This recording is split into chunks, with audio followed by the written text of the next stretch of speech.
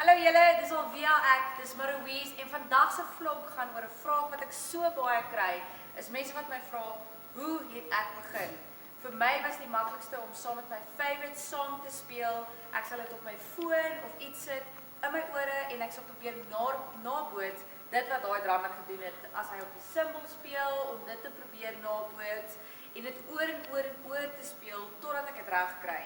En vandag gaan ek julle 'n bietjie wys een van my favorite songs en ek het probeer die maklikste liedjie kies en dit is U2's With or Without You. Dis 'n liedjie wat ons almal ken. Ek gaan vir julle begin wys van die pre-chorus af want verse 1 en die intro is baie eenvoudig. So al wat daai drummer gedoen het is basically so ek dink dit gaan eventually boring raak. Dit is baie maklik.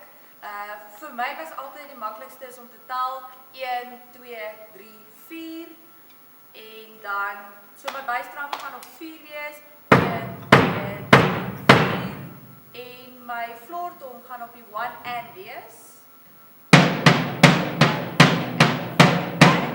en my snare sal net op 2 en 4 wees 1 and 3 and 4 1 and 3 and 4. So om daai alles by mekaar te sit, klink so.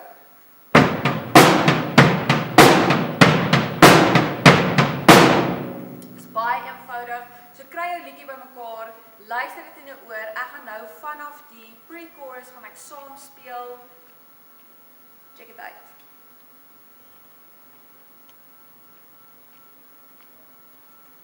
Three, 4, 1.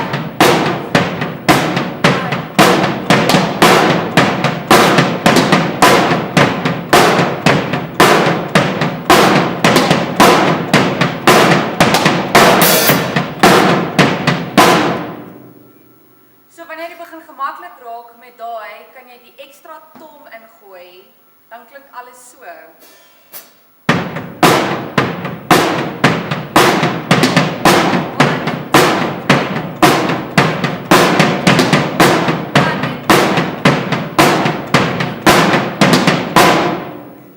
So ek hoop jy kon daarom ietsie leer vandag. Hierdie is my U2's With or Without You play along song. Check it out.